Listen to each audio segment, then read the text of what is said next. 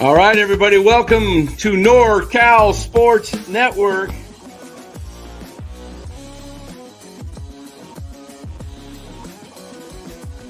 And this is the same hat that Brock Purdy's dad wears. Chat loves it when Marty Lurie comes on. Anytime you lose a game this time of year, when you can't go backwards, it's a problem. All right. Welcome on in to NorCal Sports Network. Playoff football is here, and we just watched an exciting Buffalo Bills Jacksonville Jaguars game in a great finish as the Bills hold off the Jags 27-24. And we got Niners Phillies coming up in about 20 minutes. So this is going to be a quick 20-minute preview. But first, let us thank some sponsors of this show. That's PrizePicks. That's right. PrizePicks is now sponsoring NorCal Sports Network, as you see right up there on the screen. PrizePicks is a daily fantasy app where you build your lineups by choosing whether players will have more or less than a projected stat total.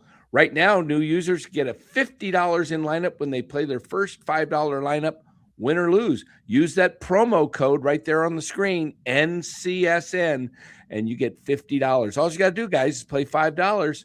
And a lot of fun. PrizePicks is available in 45 states, including California and Texas. Download the PrizePicks apps today or go right into the link of this video and click on that. Build your lineup and follow along while watching the games. PrizePicks, it's good to be right. All right, Los, welcome on in. Yes, let's go, man. Shit. I mean, damn, Here we are. Game day. We've had 3 great playoff football games already that went down to the wire. So Yes. maybe that's kind of signs of things to come. Maybe the Niner Philly game is going to be closer than most experts in Philadelphia expects it to be. So let's go. Yeah, take the over on Pearsall inactives, Aaron says. He's inactive again. Also, the Niners do get a break. Lane Johnson, the big right tackle of the Philadelphia Eagles, is inactive. They would have been, if he was active, oh my goodness, I would have hated to see him with Barkley. Barkley still may run through that Swiss cheese defensive line and linebacker crew. The Niners are out. No D Winters today. No, the other back. What's the other guy? Bethune? No, he's out. We know he's out for the year, but the other linebacker, Luke Gifford's out too. So they are down to the scrubs. I mean, hey, you're going to have to outscore them, I think, Los. I mean, like literally, they're going to give up over 20 points. I'm pretty confident of that. It's going to come down to the offense. The offense has got to outscore them because the defense is not going to probably be able to hold Philly under 20. So I think minimum Niners need to score 24 to win this game. I think they're going to need to score 28 or more. What's been a very big debate the last 48 hours is winning the coin toss. And there are still a whole bunch of people that want Kyle to do what Kyle always does, which is defer. Don't defer. No, play for the first half. But you have to get ahead. Defense sucks, Los. They can't go down 7-0. You only defer when you have a good defense. Common sense. But let's see. I'm already looking at the inactives and not really happy that Jordan Watkins is inactive with Pearsall out. He's a playmaker, not really given a chance to make any kind of plays or statements. And we'll see if Jake Tongas plays or not. So no surprise so far. Yeah, we don't want to do 2 tight ends, Kyle. We don't want to put the guy in there that can catch the ball because supposedly he doesn't block as well. Well, then leave Kittle in and do some trickery. You could do all kinds of things with 2 tight ends. I don't know. I'm a little bit irritated as I've watched all these games and seen these coaches go for broke. And I know what Kyle's going to do today. He's going to get in a 4th and 4 situation, going to be midfield, and he's going to punt. And they're going to be down. Now, look, I get it. If you're ahead, 4th and 4, you want to punt. But if it's a tie game or you're trailing, you only get 8 to 10 possessions a game. That's it. And if you're going to punt on half of those possessions, you're losing your scoring opportunities. And we both know this defense doesn't take away the ball. They don't get turnovers. So you can't count on the defense to bail you out. So don't punt and try and pin guys down inside the 10 so that they can just, give you a couple of first downs and you get the ball back. Instead of 50, you got the ball down at your own 20. I don't know. I see so much great coaching out there, and everybody thinks, hey, and we're not knocking Kyle. Kyle is a wonderful coach. He's obviously got a great offensive mind, but somehow he freezes in these big games. We are two of the guys that have been very consistent to hold Kyle accountable on things. And again, like you said, it's not because we don't like him as a coach. We want to see things changed. We are of the firm belief that doing the same thing over and over and it doesn't work in big games is just not the formula and the way to do things. So, here we are, another opportunity, another chance to do things a little bit different than you normally do. And so far with the inactives, it's not starting out that way. But let's see. I'm really curious to see the coin toss and see what happens there. That's all we've been asking for with Kyle, is to just change things up a little bit and do things outside the box. Yes. Not too much to ask. I think every coach, every player goes through that in their career. So let's see. Let's see if he defrosts those windows, so to speak. Yeah. Tell me what your thoughts are. What do you think? Seniors got a Eagles 34, Niners 38 lock. Niners ain't putting up 38 on that defense. I'd be shocked. Yeah, I think they're going to have to put up in the mid to high 20s because I don't see the Niners. I mean, here's what scares me about the Eagles is they've been very inconsistent all year offensively, but this is a big game. It's a home game. They've had a week of rest because they didn't play their guys, and the 49ers are literally coming in here on fumes, like, like when you're running out of gas and they're like, oh, can we get there that extra 100 feet? I just need to go here. Boom, boom, boom, boom. Cars stuttering. Niners pull in. And that defense, if Barkley gets going today and they can't stop him, which they couldn't, the Niners haven't been able to stop hardly anybody. It could be a very long day. Yeah. Basically, they're going to have to bend but not break. That's what they're going to have to hold them to field goals. Yeah, and we know come playoff time that having the bye and getting the 1 seed is huge.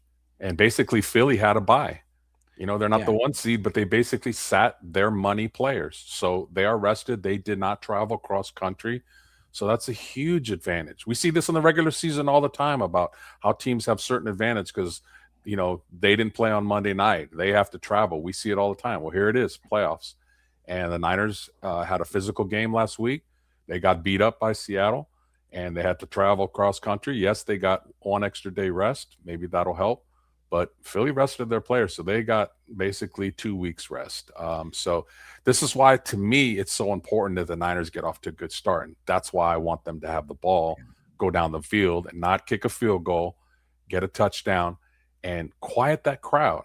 That crowd is going to turn on Philly the second they deal with a little bit of adversity and they start seeing things go wrong. Yeah. They are ready to turn on them. But if they get up, that will never happen. So it's in your hands, Niners, to do the right thing. It really is. I see a couple things the way this thing plays out. I see the Niners winning a close game or Philly beating them by double digit. Yeah. It might be the only playoff game that is not close if the Niners lose. I mean, could be wrong. Maybe the Niners hang in there. The one advantage, I don't know if it's an advantage. I'm not going to call it an advantage, but I'm going to say the one thing the Niners have going for them, they played 2 straight games on 6 days rest. This time they've got 8 days. And that at this time of year, and the kind of veterans that the 49ers have, that is going to do wonders for their bodies. And mentally, I think these group of vets, they know their time's limited. They know their window. You talk about, opening up the window wide open. I think the window's cracked open. It's just a small little crack, and these veterans know some of them might not be back. Juszczyk, hey, even Kittle. I mean, Kittle should be back, but how much time does Kittle have left? Trent, you never know if Trent's going to retire. Yeah, he says he's probably going to come back, but then you got CMC. These guys are close. They've been through a lot together, and so there's that pride that could say, you know what, we could surprise Philly. I said I'm going to speak double speak right here, because I said if the Niners, if they either win a close one or lose by 10 or more, there's something in my gut that says the Niners could just come out smoking and surprise a lot of people. Yeah, I can kind of see that, kind of similar to, Green Bay, the way they came out on fire in the first half against Chicago. What a comeback for the Bears, by the way. A few of us said something about a guy named Ben Johnson, that he was a good coach a few years ago. Yeah, I think we did a show or a live stream on that a year ago, over a year ago, saying, hey, how about if the Niners trade Kyle Shanahan to the Bears for a couple of first, and we get Ben Johnson. But hey, did you see Ben Johnson? The speech, the controversy of the Packers. I like Ben Johnson, but I didn't like the drive-through handshake. On the floor. That was disrespectful. Yeah. And I know you want to be riled up and fire up your team in the locker room, but there are cameras in there and cell phones in there, and him dropping F-bombs on the Packers. Yeah, it's a little bit over the top, but whatever. I think the Pack just totally blew. Niner fans were always saying, well, if you trade Kyle, who are you going to replace him with? And I personally came up with promote DeMeco Ryans, Liam Cohen, who I love at Tampa Bay, good offensive mind, and Ben Johnson. Those three guys are up for Coach of the Year. They might draft better too. They might have better players because Kyle in the draft is a joke right now. I mean, bingo. This is nuts. The players that they've drafted. The guy I threw this out on Twitter yesterday. So some of you people that are not on Twitter, let me just tell you that what I put out there yesterday, somewhat controversial in many corners. Let me see if I actually have what I put up here. Yeah, here. Let's see. Yeah, there it is. I'll just put it right up on the screen. We've only got a few minutes to go before we cut it to the. All right. This is a speech by Indiana coach Kirk Cignetti, who I think is just maybe the best coach that I've ever heard from. It's just a mindset that just, I love it. He's a leader. He's definitely a leader. This would be super controversial for many, but if I could pull this trade off and the Raiders were willing to do it, I'd trade Kyle and Brock to the Raiders for the first pick and the Raiders' second or third round pick, and pay Kurt Cignetti whatever it took to be the head coach. And I'd draft Fernando Mendoza, remake the 49er team that's too old right now. This would give them incredible salary cap. They've already got $50 million of space going into next year, which is great. But, man, if you got onto a rookie quarterback for 5 years contract, you'd have an opportunity to do what the Niners did, when Brock was under that rookie contract. But again, I said, of course, the Raiders might just hire Cignetti and draft Mendoza. And, if they did that, they would be. Watch out. 2 to 3 years, they'd have a turnaround. I love this Mendoza kid. Just a great leader. He's got that quarterback look, that 6'4", 6'5", whatever he is. He can run when he needs to, but he's got throws a beautiful ball, and he could see over the line of scrimmage. No, get me wrong. I'm not knocking Brock. I love Brock. Yeah, I love Brock. Enjoy Brock as well. But it's an outside, way of thinking in the box, and it's getting the team younger. And it was just a few years ago that everybody was ripping the Rams because they were trading all their picks and they went for it and they got a Super Bowl, and they figured, they just assumed that they were going to be 7-8 years rebuilding. And they rebuilt because they draft well. When you hit on players, those young players are going to contribute as well. I don't know why there's this stupid obsession philosophy that only veterans can help you win a Super Bowl. That's crap. The Rams are right back in the mix with young talent. They rebuild fast, so it can be done. Absolutely. I'm going to turn this Fox game on so I can see what's going on here. Got it right there. That way I know when to break away from this and get to the game. But let's hear your predictions, guys. We heard from Senior. We heard another prediction from somebody else that had the Phillies, NorCal Sports Talk Live, Phillies 31-17. He's kind of thinking about where I'm thinking. I really hope I'm wrong. I hope we're not disappointed quickly here. I don't know what the Niners are going to do with their linebacking core today, but you're dealing with Eric Kendrick, and then the guy that no D Winters, no Tatum Bethune, no Luke Gifford. I mean, what's that guy's name? I don't even know who the guy's name. Wallop or Wally World, or what's the guy's Wally Joyner? What's the linebacker's name? It's something like Swallow. I don't know. What is this guy's name? That's what it's come down to. We're on our 7th string linebackers against a great running team in Philly and a great running back. So, yeah, it's going to be an uphill challenge. And Dan, it's going to be interesting to see what the two coaches have as far as game plan go. What is Saleh going to do? Is he going to stack the box? Is he going to force them to throw? What's Kyle going to do with the offense? Is he going to do, he's the underdog. Hey, feel free to run some trick plays. It's okay. You don't have to go by the book. It's okay to go to page 27 of your playbook, page 38, to win a game. It's a playoff game. Do we have a fake punt in the playbook? No. I haven't seen a fake punt from the Niners maybe in 2 decades. Seriously. I see it done against us quite a bit. I see it done in other big games, fake field goals, onside kicks when you least expect it. But, hey, when you're the underdog, you do whatever you have to do to win the game.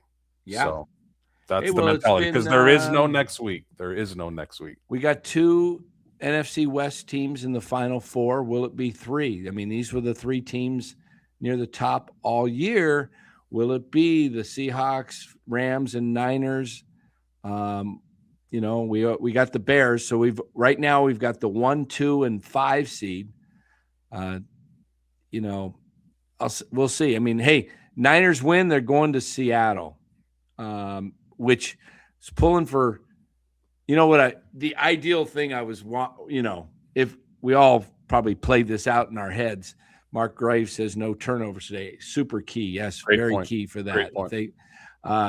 Here's what I was hoping. This is, Green Bay would win, the Rams would win, and the Niners would win. And then the Niners would have went to L.A., where it's virtually a home game. Yeah, really is.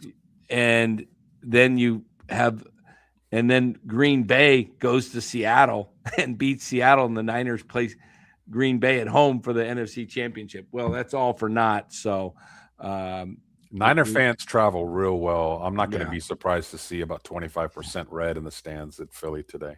Robert's got him getting thrashed. Nick Sirianni would love to do that to Kyle too, right? But unfortunately, it doesn't seem like Kyle would love to to do it. I would love to see Kyle run something up, but Yeah. Just I don't think. Yeah, no way. Mark Graves says no way. Philly scores 42. Yeah, I think it's going to be.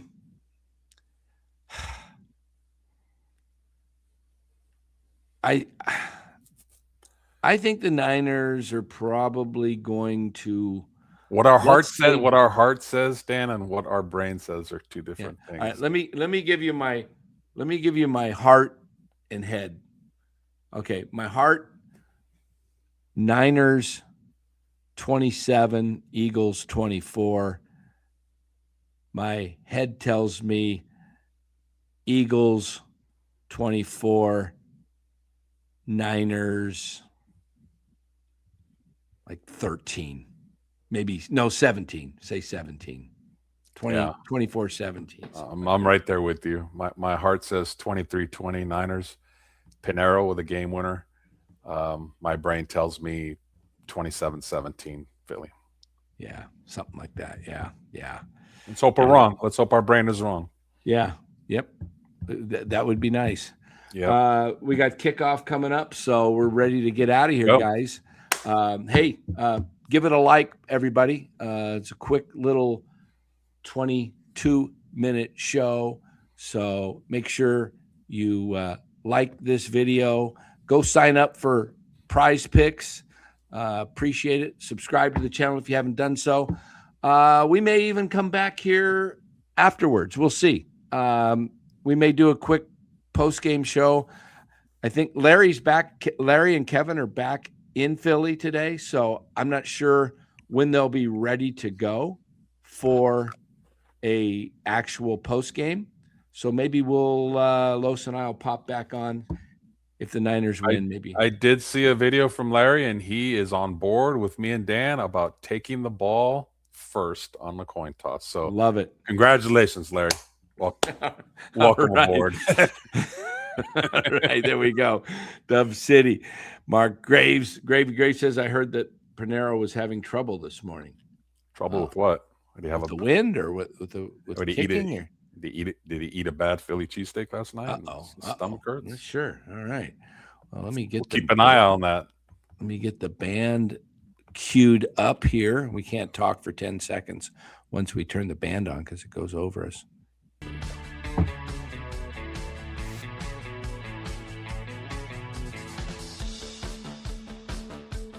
All right, guys. Thanks for being here. Let's do it. You never know. We might just pop back in after this game. Niners win. We should come back on, right? Yeah. Niners win. We'll be here. Niners lose. Doubtful. Kind of like Ricky Pearsall. Yeah. How would you like to be? Hey, what's your name? Oh, I'm Ricky Doubtful Pearsall. Yeah. Too bad, man, because the guy can play a little bit. But okay, wind. Pinero was having problems with the wind. Okay. Well, he's got time to adjust, hopefully. All right, guys. Hey, we're going to go watch the game. You're going to watch it. Go Niners. Let's hope we're back here live right after the game. All right, everybody. Take care. See you guys. See ya.